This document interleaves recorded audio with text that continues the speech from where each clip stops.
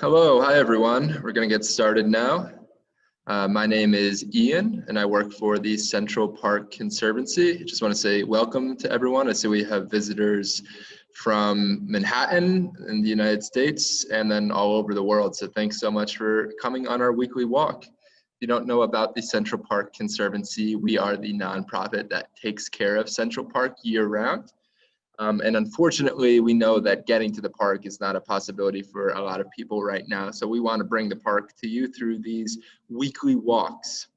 You can join us every Wednesday for these lunchtime strolls through the park. And as you can tell by the title slide here, we'll be walking through the Arthur Ross Pinetum today.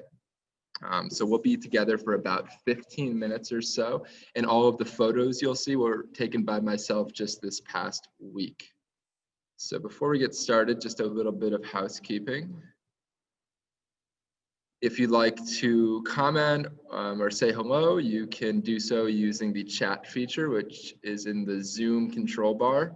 There's also a Q&A feature you can use if you have a question that you want my colleagues Juan or Ryan to answer on the back end. And then I've also included a couple of polls that will pop up on your screen, and I will share the results of those polls this week once everyone has answered those. All right, so without further ado, we'll jump on in. I like to start with the map as usual. You can see Central Park here on the left. In the south is 59th Street, up north is 110th Street. And today we'll be pretty much smack in the middle of the park where that blue rectangle just popped up. And that is the Pinetum. This is, we'll enter the park right around 85th Street. And we will explore this area here. I'll show you in a bit more detail. We are represented by the figure over here on 85th Street, and we'll walk into the center of the park here. So it's a short little loop, but there's a lot to see here. All right. Oh, and I should go back actually while we're looking at this map. If you don't know what the Pinetum is, it's actually an arboretum or a collection of trees, but specifically for conifer trees. So it differs from a lot of the park because we have mostly broadleaf deciduous trees or trees that lose their needles, and we have leaves, and we have coniferous trees or needle having trees mostly in this area. So it feels a bit different. We're starting our walk here on West 85th Street and Central Park West. This neighborhood is known as the Upper West Side. And we want to get into the park. It is I saw some people say from all over the world, it's apparently a nice day everywhere today. It's about 73 degrees here in New York, but it was like 90 degrees and humid when I took these photos. So once again, I want to get into the park, and we'll enter through Mariners Gate here. If you've been on our other weekly walks, you've probably seen a lot of the gates by now. They're all named after different constituents that use the park, and Mariners Gate is definitely appropriate for New York considering it is a port city. We'll walk up this path east just a little bit, and the first thing I noticed coming into the park with these new banners I've never seen before, and these are part of the Share Your Story effort that I have advertised at the end of these different weekly walks. So I've mentioned you can go onto our website and submit a story or use that hashtag MyCentralPark on different social media to share your story. And I actually saw, this was the first one I saw, was from one of my colleagues at the Conservancy who said, "I love working at the Central Park Conservancy. New Yorkers need fresh air and normalcy." And I thought that was great just because coming to the park, seeing the seasons change and the plants grow and people in the park, I think that is a really refreshing bit of normalcy. I think it's a good way to put it. And we'll actually see our first pine tree. We're not quite in the Pinetum proper just yet, but this entire area has a higher amount of coniferous trees just due to proximity from the collection of pine trees over here. And this one right here is an eastern white pine, which is, I would guess, probably the most common pine tree that you will see in the park. And they grow pretty large. And this one here is, I don't know, maybe like 50 feet tall.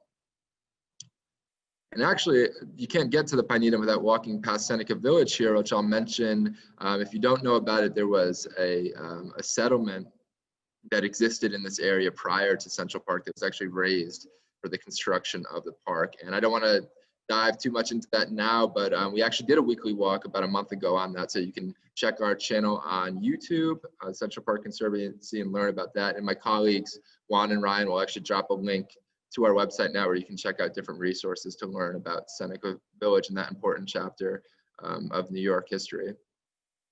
Okay, so we've walked in the park. We haven't really seen the Pinetum yet, but I just wanted to show you what we see on the way. And you'll see we've gotten to the West Drive, which is this road right here that bikes take.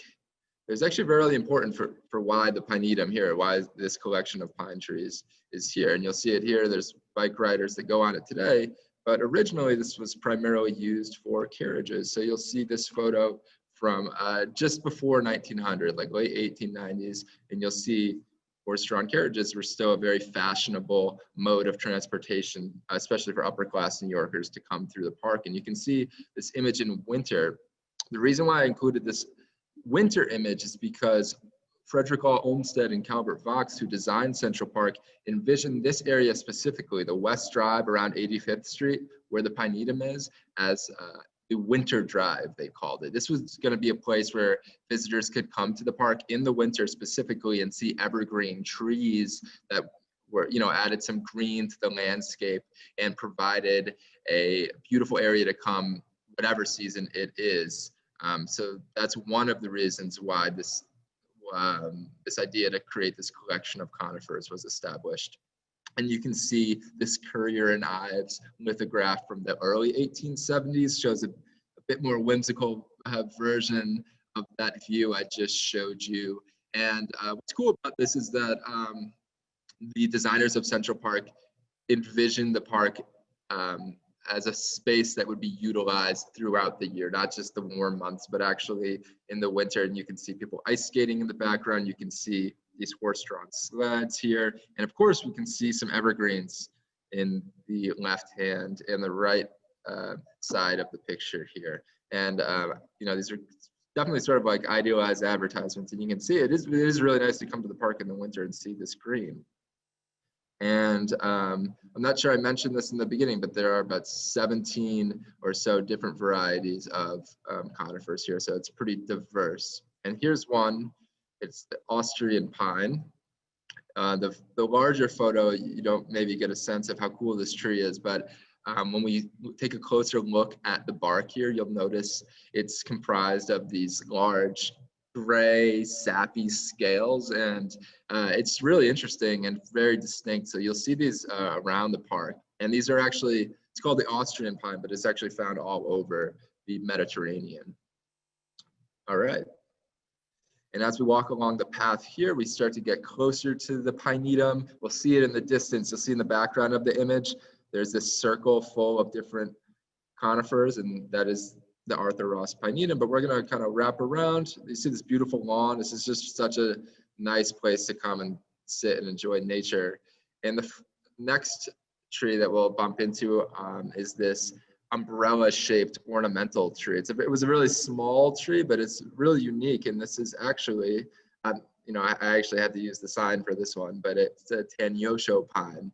So this is native to Japan. It's actually a cultivar, or like a variety, a bred variety of the Japanese red pine. And you can see the link to the red pine here when we take a closer look at its bark. And you can see this kind of red-orange hue here. So trees don't just vary from, when you look at them from a distance, but when you take a closer look at trees, you'll also start to notice some really interesting distinctions. And I really just love looking at the bark of trees. And this is maybe a good time to ask you, I showed you the image of the winter drive and this idea that people would come to the park in the winter to admire trees. So I wanted to ask you, you'll see this poll pop up on your screen. What is your favorite season to admire trees? I know autumn is probably, I expect that to be the clear favorite, but I actually think every season has something different to offer. In the spring, of course, you'll see flowers, and the green in the summer, it's just so lush and green. And I anticipated winter kind of getting the least amount of votes, but it's actually a cool time to come and admire the different shapes that trees have. And of course, the evergreen trees that will, most of the trees we see today are evergreen, and these will still be green. So I'll just end the polling. Or if you want to vote, let's see. I will share the results this time. I forgot to do that last week. And here we are. Cool. So spring won, actually. Okay, cool. So yes, of course, seeing the leaves come back in the flowers is always nice in autumn, like I expected. But I'm glad to see there are also some people who think winter is nice, because that's actually maybe my favorite time to come and look at trees. All right. So we'll keep moving. That was a long detour, sorry about that. All right, and we'll see two more of those Tenyosho pines here, that just these cute little ornaments, but they add a lot of nice shade. I hope I zip by there, but I wanted to share this picture of the transverse. This is right next to Pinetum. This is this road on 86th Street that cuts through the park. I mean, it gets a lot of traffic, so it's almost like a little highway. But the trees in this area and the pine trees do a really good job blocking out not just the sights, but the noise created by these cars here. And I'm including this as a bit of foreshadowing, because we'll discover later on that's another reason why the Pinetum was added here. We just saw a bunch of small ornamental trees, but there are some towering giants here. Some of these are eastern white pines again. Some of these can reach up to about like 80 feet in height. So they're huge trees, and you can see they cast a lot of shade. There are little picnic benches in this area, which are found nowhere else in the park, really. So it's a kind of a unique appeal to come and have a picnic here. And I found this great quote from the late playwright Wendy Wasserstein, and she described this area as a little bit of Maine in Manhattan. And I thought that wonderfully summed up the feeling of it. If you can't tell in this picture, it has a much different feeling than most of the park. And there you'll see needles and pine cones all over the place. So I think describing it as a little bit of Maine in Manhattan really captures that. And here we are, we're on the northern side of the Pinetum now. And we'll wind down this path again, and you'll see these really tall trees here and some more of these picnic tables. If you haven't seen these before, you should come check them out if you can. And as we wrap around, we'll see what's called a Himalayan pine on the left, which does sound really exotic, and I suppose it is in some regards, but it's actually one of the more common conifers you'll find in the park. For whatever reason, that pine tree ended up being one of the more resilient species that was planted that really thrived in the park. And just beyond that Himalayan pine tree, you'll see the Great Lawn, which Ryan, my colleague, will be leading a walk of next week. So you should tune in next Wednesday as well to see that. And some of you may know this, some of you may not, but the Great Lawn is a relatively new addition to Central Park in that it was added in the mid-20th century in the 1930s. And what predated this Great Lawn was this giant reservoir here. This was called the Croton Receiving Reservoir, which was this giant structure. So I mentioned before, and then also I would include, we still have this kind of heart-shaped reservoir that's in the park. We do not have this rectangular one because that is where the Great Lawn is. Now, before I mentioned, oh, the trees do a really great job blocking out the noises and the sights of the cars. What's funny was that the reason why the Pinetum is in this location is that originally the superintendent of planting, his name was Ignaz Pilat, who was in charge of gardening in the 1860s. He requested funding for a planting of a bunch of conifers in this area expressly to conceal this, what was perceived as an unsightly structure. So they actually planted all these tall conifers exactly, you can kind of see them lined up here on the side of the reservoir to block out that view.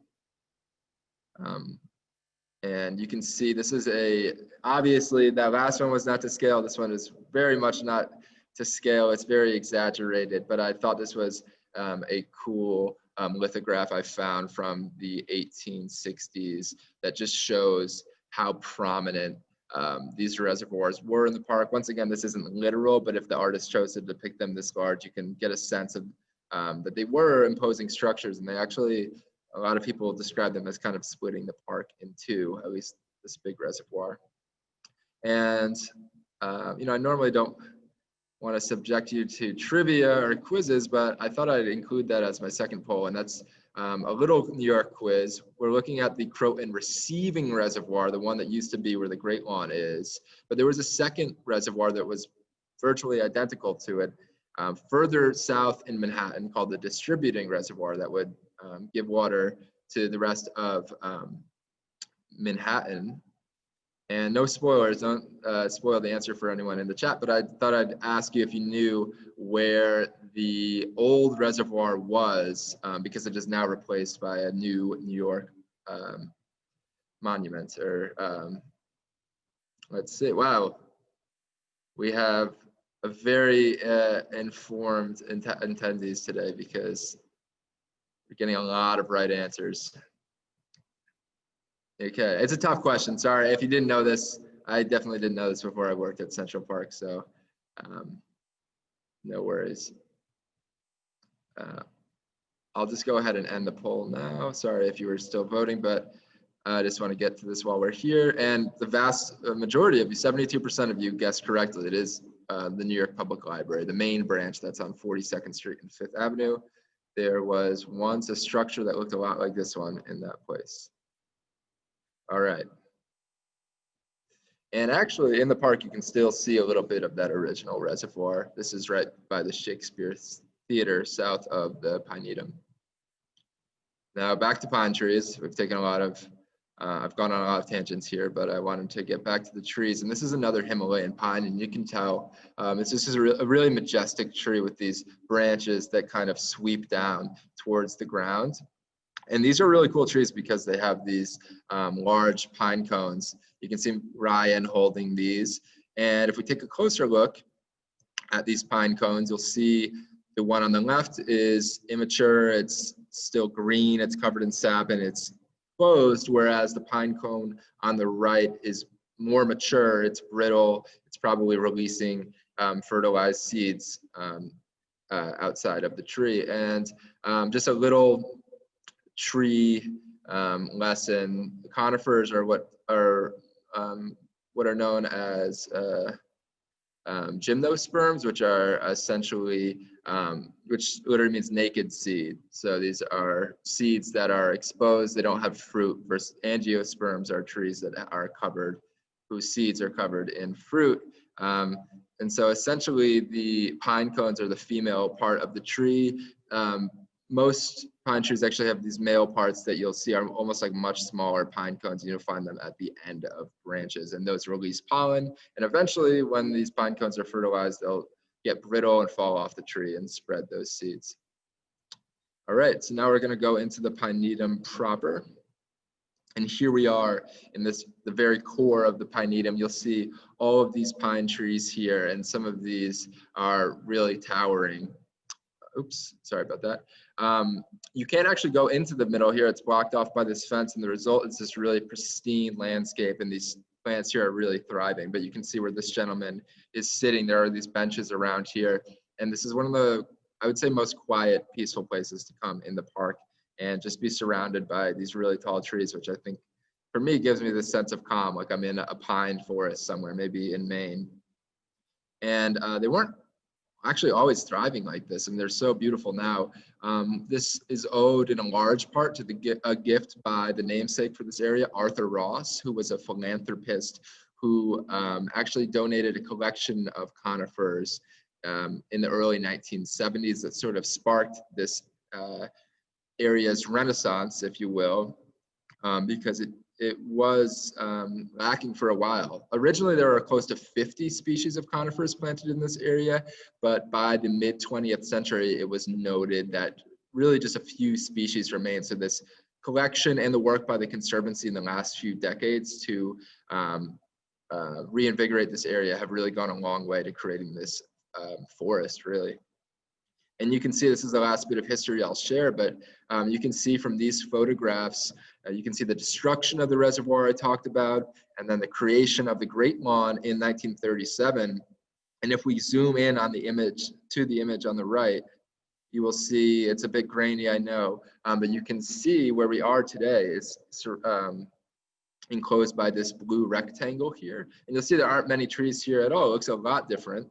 And actually, in the 1930s, this Pinetum was a playground, and there was a swimming pool here. This was created in the Robert Moses era, and it looked like an awesome playground. But unfortunately, by the 1970s, All the descriptions I've found described it as basically abandoned, and this pool was full of mud, and it was basically dirt everywhere, and it was just really described as abandoned. I think captures it. So thanks to the gift from Arthur Ross and the work of the Conservancy, this was restored to this beautiful landscape that we have today. But there's actually still a little bit of that playground left. These swings that are here, anyone can use them. Actually, adults, if you want to come use these swings, you can, and you can admire trees while you're swinging. And I know that did look like an amazing playground, but actually there's still 21 different playgrounds in Central Park. So you can, and they're actually probably in their best state ever right now. So you can check out on our website the work that's being done to restore the different playgrounds. But I love the idea that you can go on the swings and admire trees, which I think is a really good combination of some quintessential park activities. So this just is a brief foray into this area. It's hard to capture the character of trees, I find, in photographs and really communicate the feeling that they give you in person. But I wanted to show a few more specimens before we leave. I thought the shape of this ornamental pine was really interesting. This is a Japanese black pine, and it's hard to tell in the light, but it has this really dark hue in its bark. And then this spruce over here, this Norway spruce, which is a giant tree with this really beautiful gray and brown bark. I hope that these images convey some of the feeling of being around these awesome trees, but like I said, it's really difficult to capture it all. But this area is really unique, so I'm glad I got to show it to you. And I actually wanted to wrap up by leaving the Pineda, and we saw a lot of great pine trees, but I was really thinking about these banners that I saw around the park, because there's some really inspiring quotes. And I wanted to end with this one here from a visitor who said, "Central Park has been my NYC respite forever." And, as we've seen evidenced by our different weekly walks, the park has changed a lot over the 160 plus years of its existence.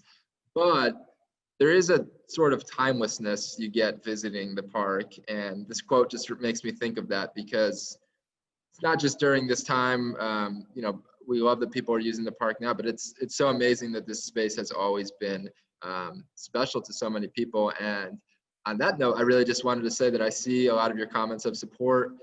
We see them all, and we just really wanted to thank you all for the support. And it's really nice for me to share something that I think is really special with everyone.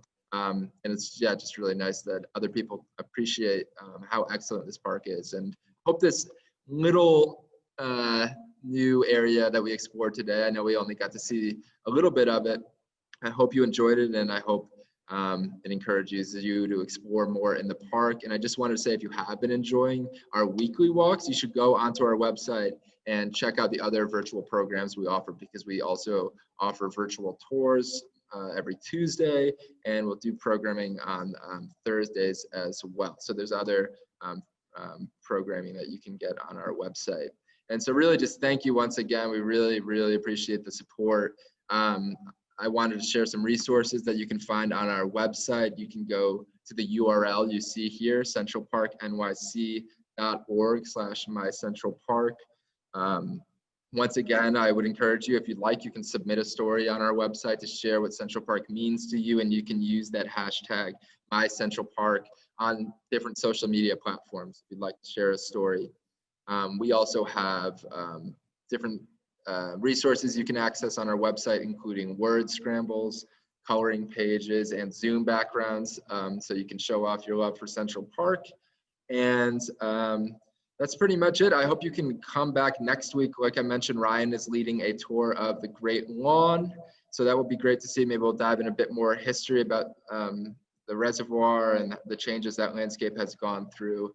And I will leave this room open if you have any more questions or comments. And thank you again from the Central Park Conservancy. I'd like to say stay safe and be well. Thank you.